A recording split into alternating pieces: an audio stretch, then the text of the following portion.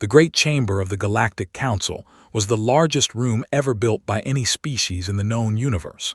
Its walls stretched upward for nearly a mile, covered in glowing crystals that pulsed with soft blue light. Hundreds of platforms floated at different heights, each one holding delegates from a different alien species. The air itself hummed with the sound of 1,000 different languages being translated by ancient machines. Ambassador stood on the human platform, which floated near the bottom of the chamber.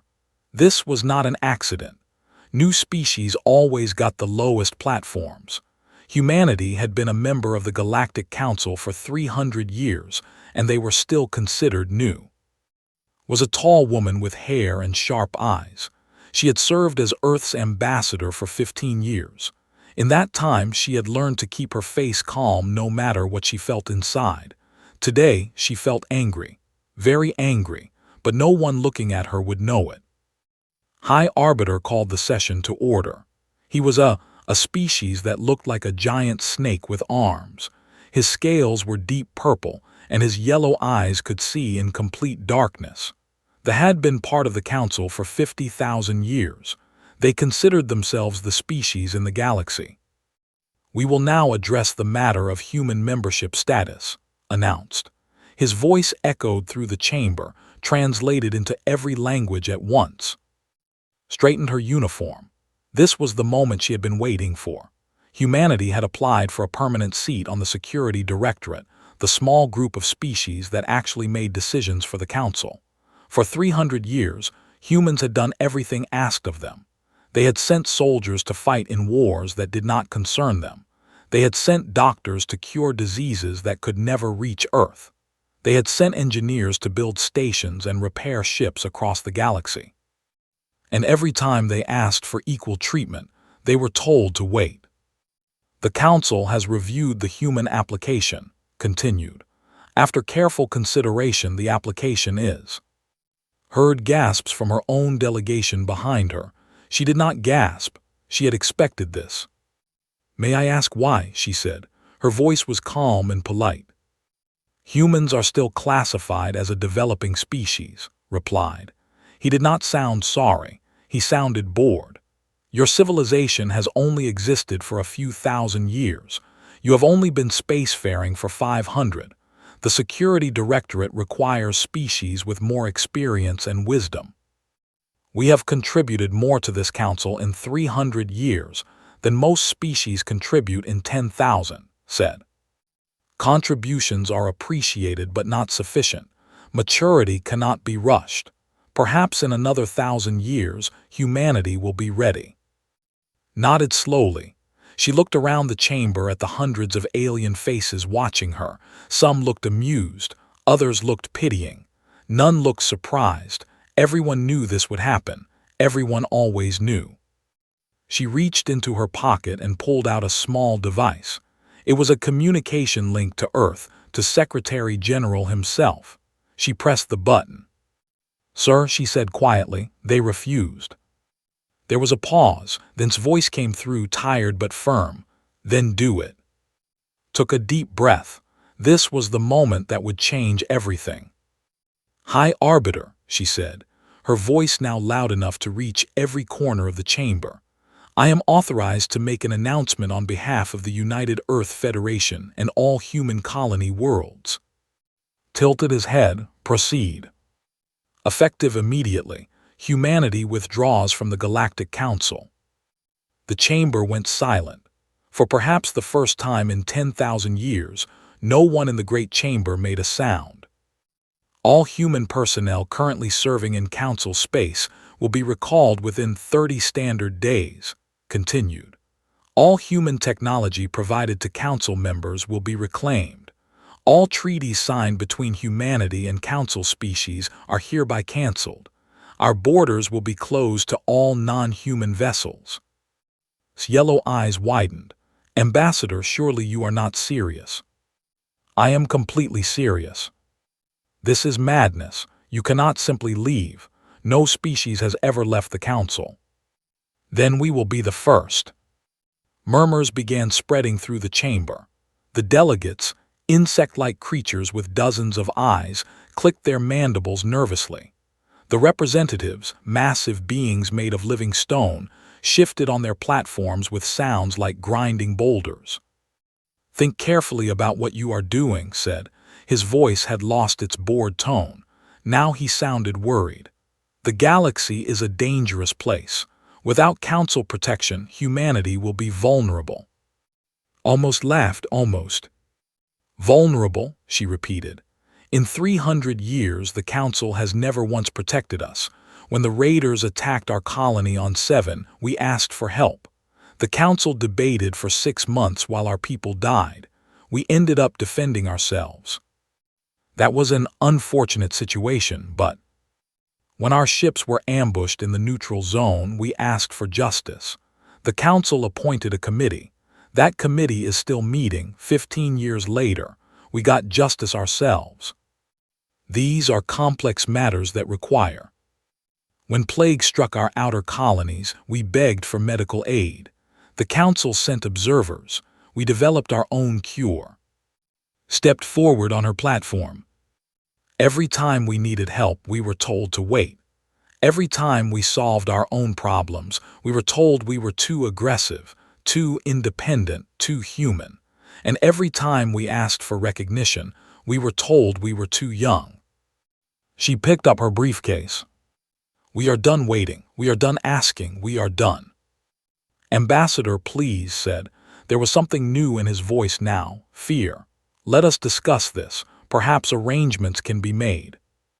We have been discussing for 300 years. You chose not to listen. Now we choose not to stay." She turned to her delegation. "Pack everything. We leave within the hour."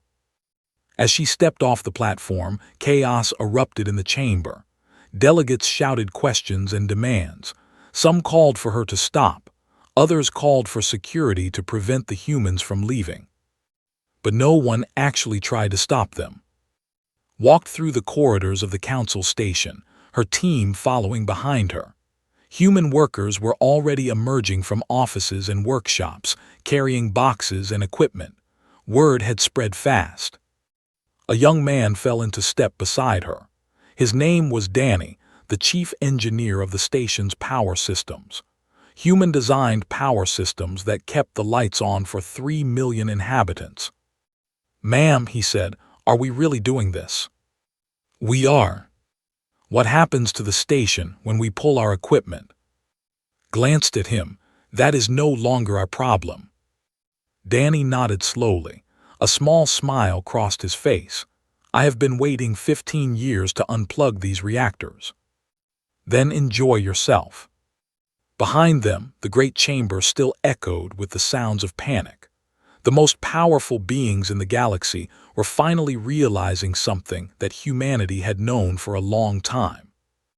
They needed humans far more than humans needed them. And now it was too late to do anything about it. The first week after humanity's withdrawal was strange. Most species in the galaxy did not believe it was really happening. They thought the humans were making a point, throwing a tantrum, trying to get attention. Surely they would come back. Surely this was just a negotiating tactic. Delegate of the hegemony said it best during an emergency council session.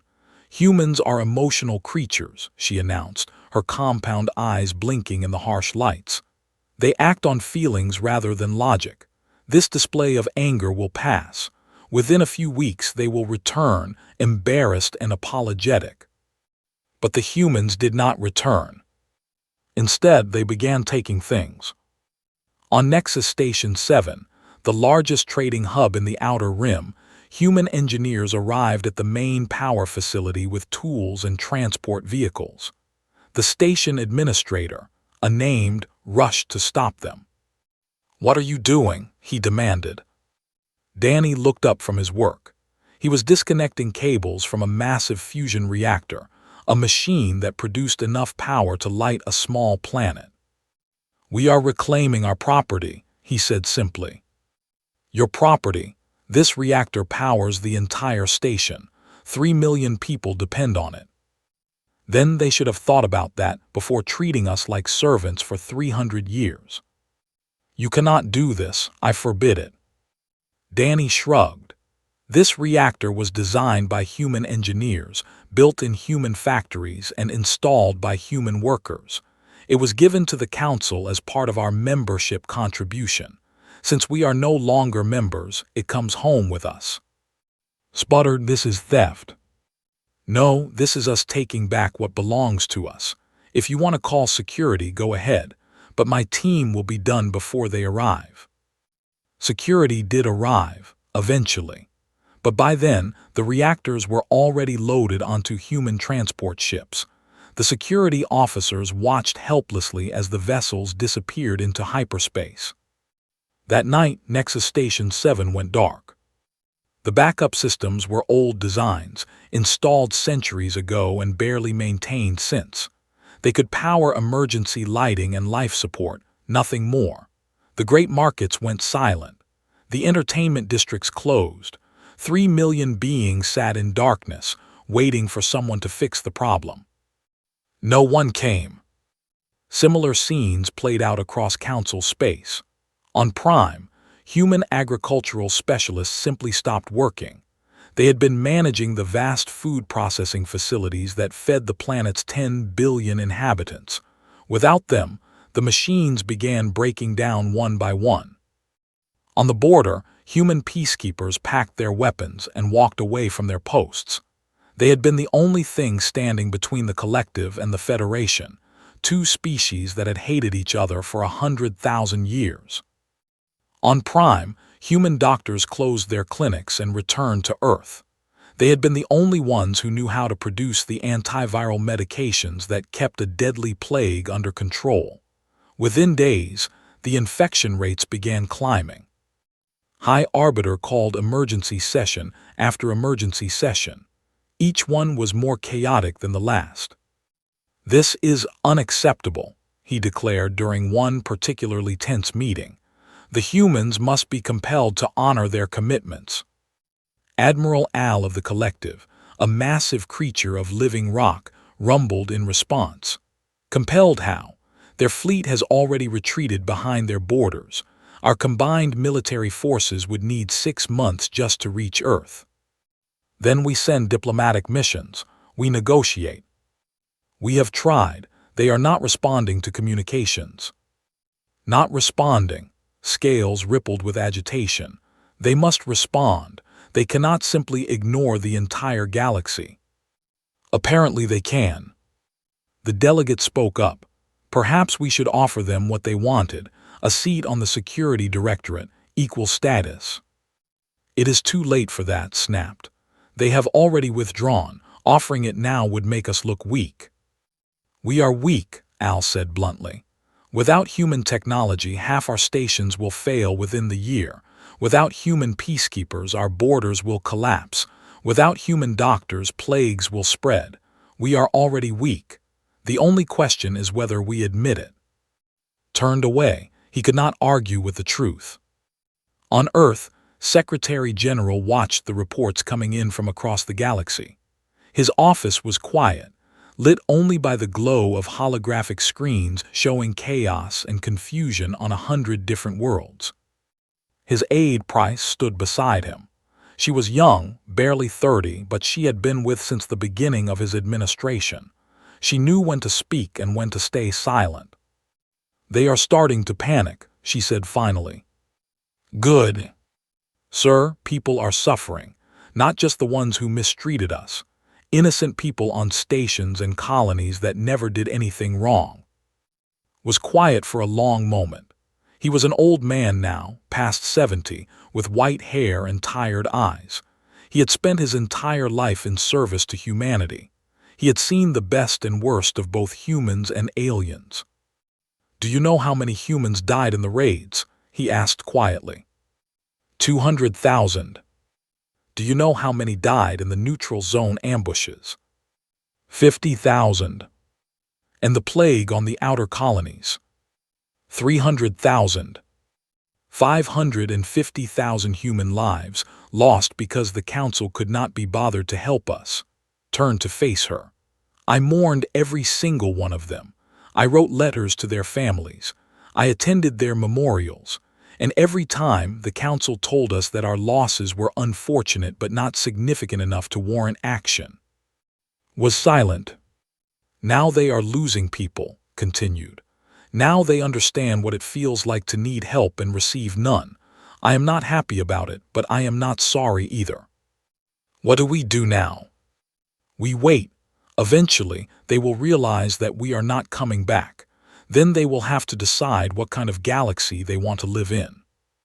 Outside his window, the lights of Earth's capital city glittered in the darkness.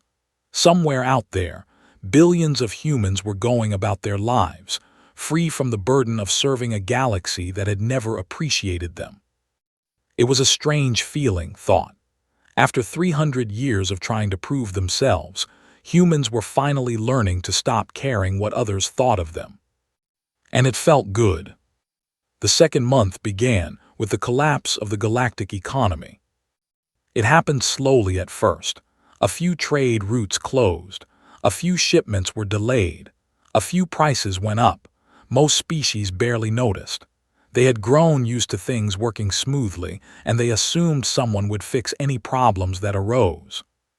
But no one fixed anything, because the people who usually fix things were gone. For centuries, human shipping companies had carried most of the cargo that moved between star systems. Their ships were faster and more efficient than anyone else's.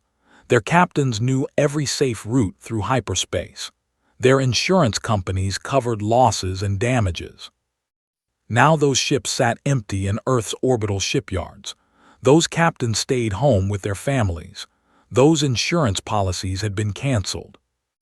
They tried to fill the gap. They had their own merchant fleet, smaller than humanity's but still significant. They raised their prices to 10 times the normal rate and sent their ships out to claim the abandoned trade routes. Within a week, 3 of their vessels had disappeared into hyperspace anomalies. Human navigators had always known how to avoid those dangers. Navigators did not. Within a month, the merchant fleet had lost half its ships to accidents, pirates, and simple mechanical failures. They had no one who could repair the damage. Human engineers had always done that work. The consortium was hit hardest. There was a barren rock, rich in valuable minerals but incapable of growing food. For thousands of years, they had imported everything they ate from agricultural worlds across the galaxy. Human freighters had carried most of those imports. Now the food stopped coming. At first, the government rationed supplies. Each citizen received a small portion of food each day, barely enough to survive. They promised that the situation was temporary, that new supply lines would be established soon. But the situation only got worse. The portions got smaller. The lines got longer. People began fighting over scraps. Within 6 weeks, riots broke out in the capital. Hungry crowds stormed government buildings, demanding answers. The military tried to restore order, but many soldiers were just as hungry as the civilians. Some joined the riots. Others simply walked away. Delegate X of the consortium raged at the council.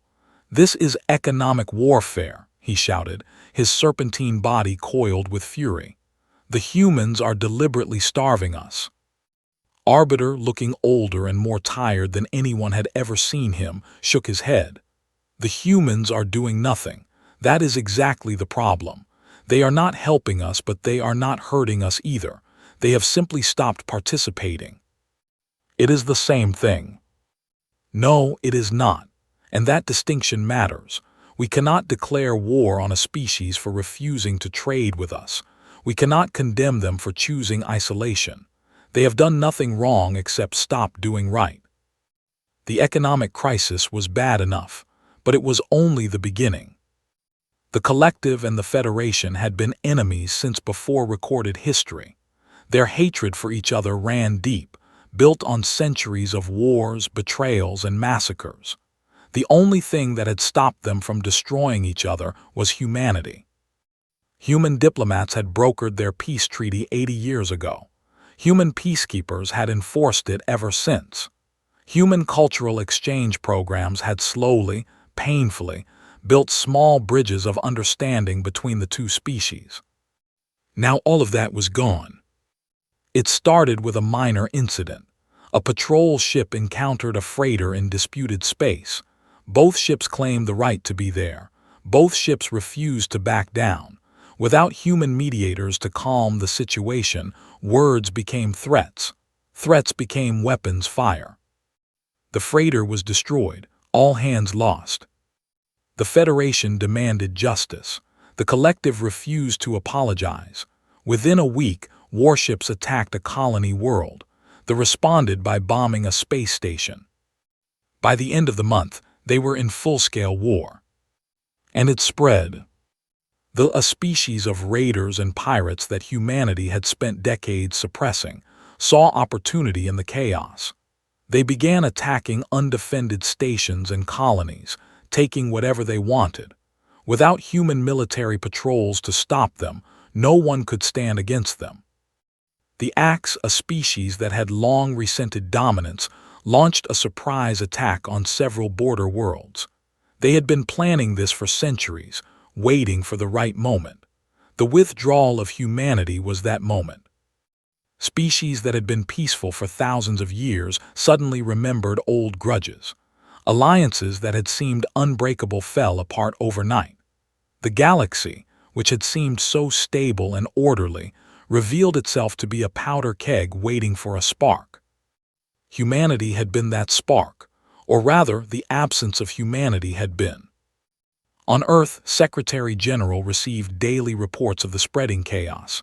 Each report was worse than the last. Wars, famines, plagues, economic collapse, billions of lives disrupted, millions dead. Price found him one evening standing at his window, staring out at the stars. "The war has spread to 6 other systems," she said quietly. "The death toll is now estimated at 4 million.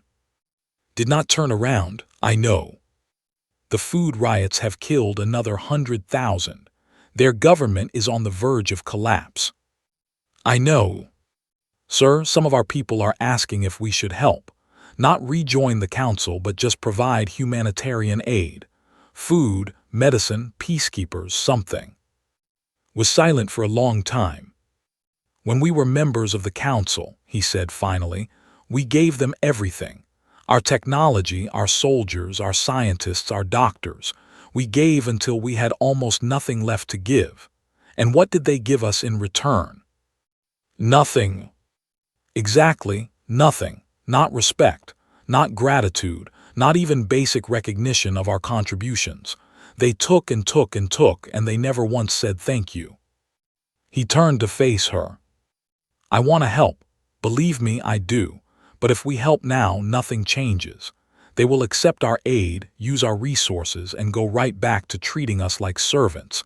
The only way things will ever be different is if they learn to survive without us, even if that means suffering first. And if they cannot survive, then they cannot survive. That is not our responsibility anymore."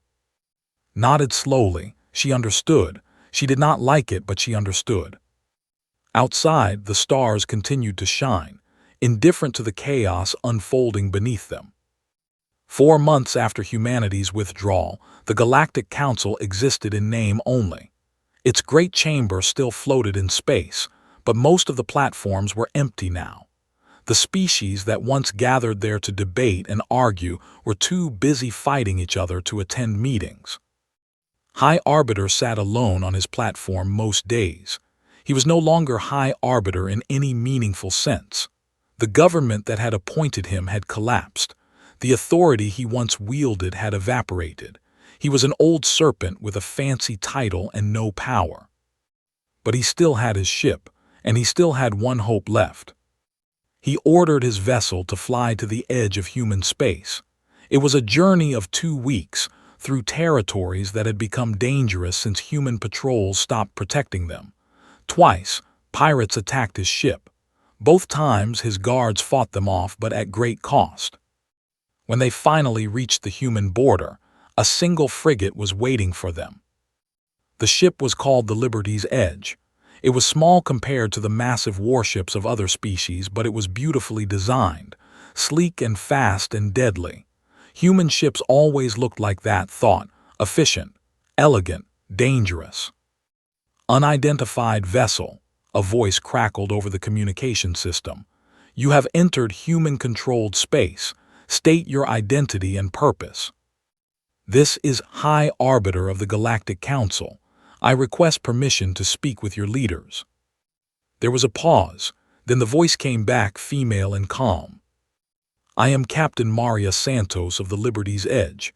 You are not authorized to enter human space. Turn back now. Captain, please. The situation in Council space is desperate. I must speak with someone in authority. You had 300 years to speak with us. You chose not to listen. Closed his eyes. He had expected this. He had rehearsed what he would say 1,000 times during the journey. You are right, he said. We did not listen. We were arrogant and foolish and blind. We treated humanity as lesser beings when you were anything but. I am not asking you to forgive us. I am only asking for a chance to talk. Another pause, longer this time. Hold position, Captain Santos said finally. I will relay your request to Earth. 3 days passed, waited on his ship, watching the stars and thinking about everything that had gone wrong. He was old now, very old by standards. He had lived through many crises, but nothing had prepared him for this. When the response finally came, it was not what he expected. You are authorized to meet with Ambassador at a neutral location, Captain Santos informed him. A moon on the border of human space. You will come alone. Any weapons will be confiscated. Any attempt at deception will result in immediate expulsion. I understand. I accept all conditions. The moon was a small, barren rock with no atmosphere. The meeting took place in a temporary habitat, a dome of metal and glass that looked out over a landscape. Was already there when arrived. She looked exactly as he remembered her from the council chamber 4 months ago. Calm, composed, unreadable. Arbiter, she said, you wanted to talk. Took a deep breath. This was his only chance. The Galactic Council is prepared to offer humanity full membership on the Security Directorate, he said. Permanent seats, equal voting rights, everything you asked for. We do not want it anymore. Then name your terms, whatever you want. Resources, territory, political concessions, we will give you anything. Studied him for a long moment. Her eyes were hard but not cruel. Do you know what we wanted? She asked. 300 years ago when we first joined the council. Power, influence, access to advanced technology. No, she shook her head slowly. We wanted friends. We wanted to be part of something bigger than ourselves. We came to you with hope in our hearts, eager to learn and grow alongside other species. We wanted to belong. Was silent. And what did we get instead? Continued. We got condescension. We got dismissal. We got 3 centuries of being told we were not good enough, not old enough, not wise enough. Every time we accomplished something great, you told us it did not count. Every time we asked for respect, you told us to wait. We made terrible mistakes. You made choices. Every single time you us a voice, you made a choice. Every time you took our help without thanks, you made a choice. Every time you treated us like children, you made a choice. Do not pretend those were accidents. Bowed his head.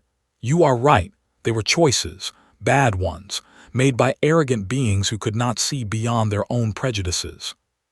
And now you want us to come back, to fix your problems, to clean up your messes. Yes, his voice was barely a whisper, please.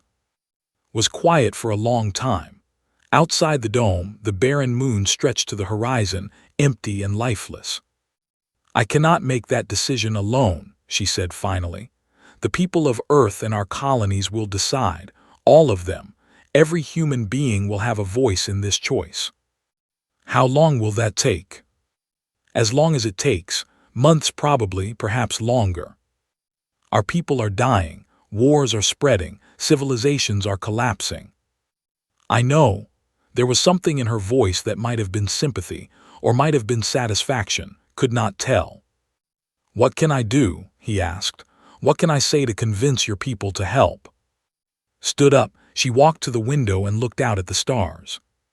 "You can tell them the truth," she said. "You can admit publicly to all the galaxy that humanity was never inferior, that we were never too young or too volatile, that we were always equal to every other species, and you simply refuse to see it. I will do it. You can promise that if humanity returns, things will be different, not just words but actions, real changes to how the Council operates, no more second-class members, no more privileged species, everyone equal or no one at all. I will promise it. And you can understand that even if you do all of that, our people might still say no." She turned to face him. "We have learned to live without you. We have built a life that does not depend on your approval. Going back means risking all of that." Nodded slowly. For the first time, he truly understood what humanity had accomplished. They had not just walked away from the Council. They had walked away from the need for validation. They had found freedom in being alone. "I understand," he said, "and I will make your case to my people as well. Whatever happens, the galaxy should know the truth about humanity." Nodded. "Then we have nothing more to discuss. You may return to Council space. When we have made our decision, we will contact you." Rose to leave. At the door he paused. "Ambassador," he said, "for what it is worth, I am sorry. Not just for what the Council did, but for my own part in it. I could have spoken up. I could have demanded better treatment for your people. I did not. That failure will haunt me for the rest of my days." Looked at him for a long moment. "Apologies are easy," she said. "Change is hard. Show us change and perhaps we will believe you." She turned back to the window. Left without another word. The vote took 3 months. Every human world participated. Earth and Mars and the dozens of colony worlds scattered across their small corner of the galaxy. Space stations and mining outposts and research facilities. Anywhere humans lived, they gathered to discuss and debate and decide. The arguments were passionate. Families were divided. Friends became enemies. Communities that had lived in harmony for generations found themselves torn apart by disagreement. Those who wanted to help pointed to the suffering across Council space. Billions of innocent people were dying in wars they did not start. Children were starving because supply lines had collapsed. Doctors were helpless against plagues they had no medicine to treat.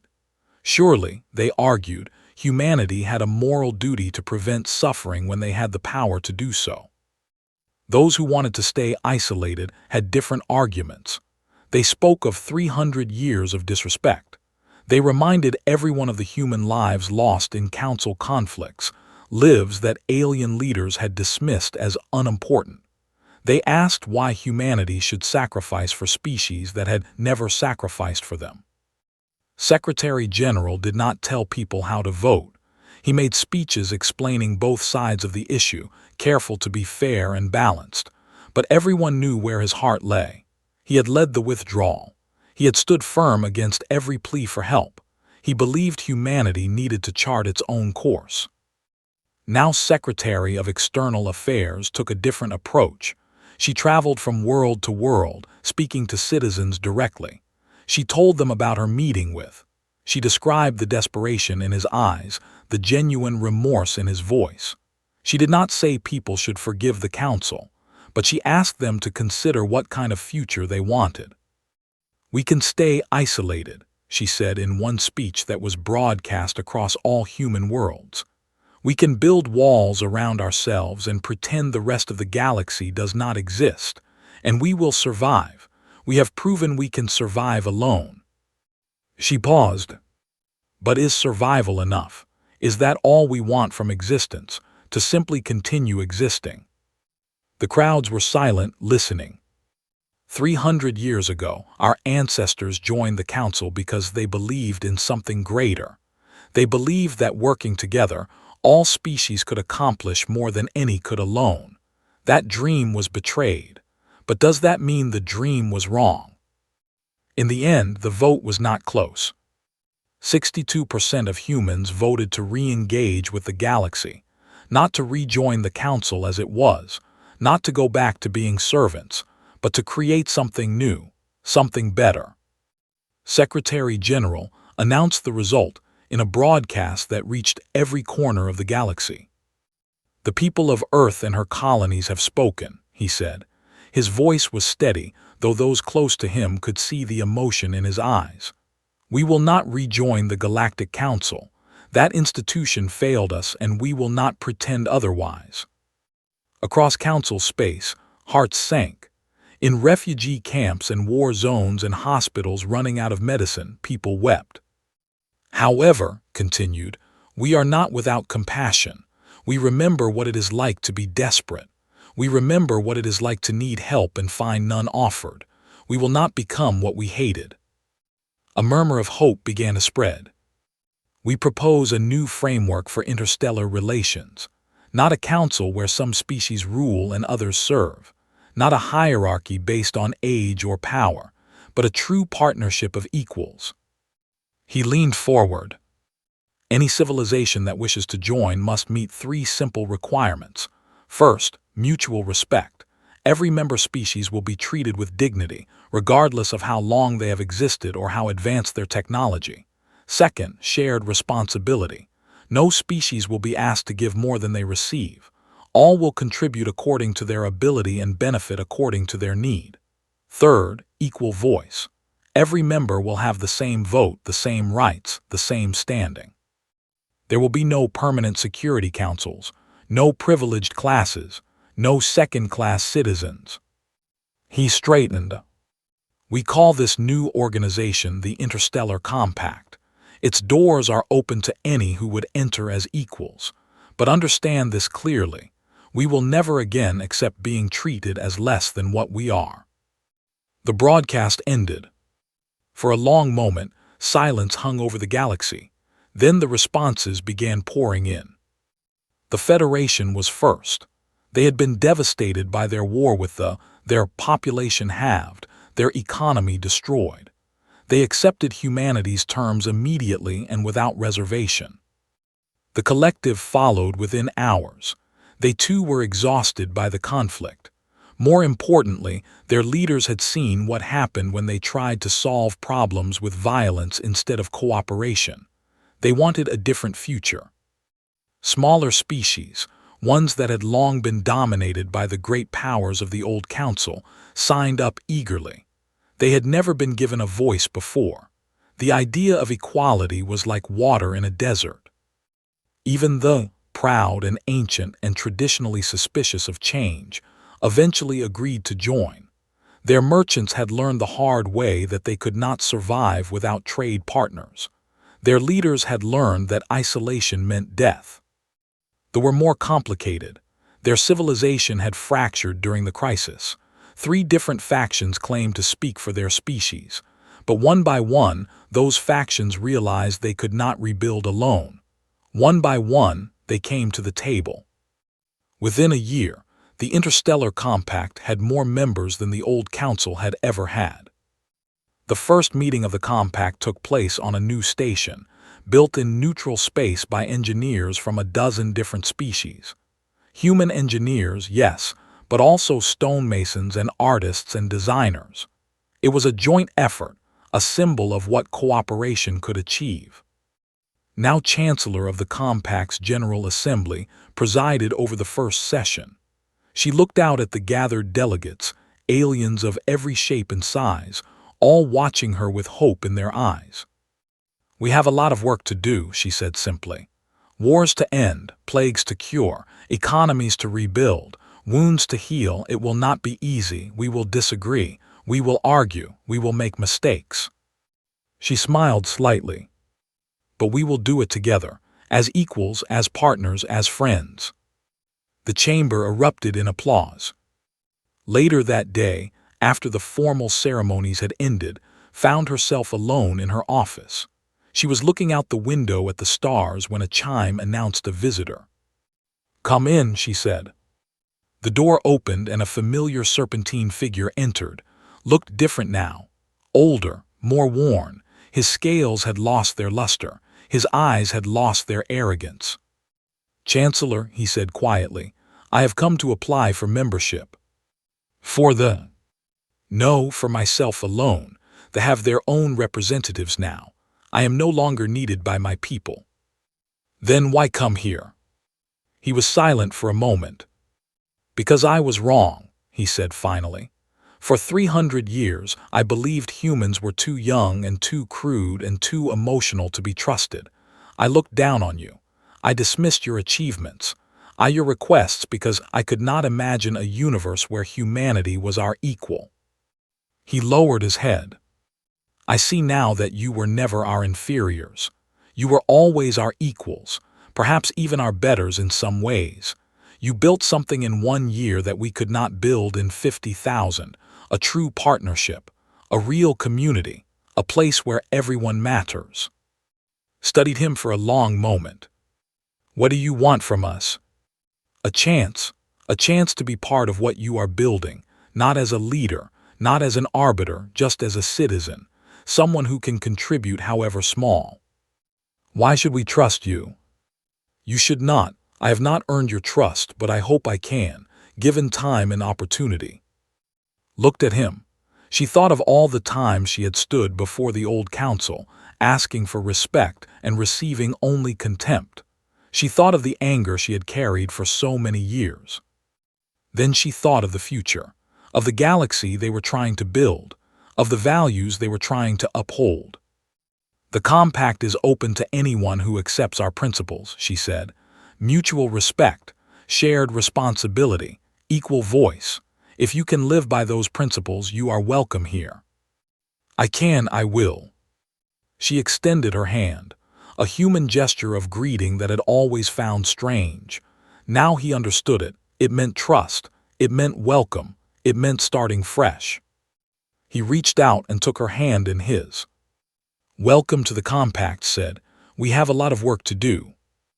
Outside the window, the stars continued to shine, but they no longer seemed cold and indifferent. They seemed full of possibility, full of hope.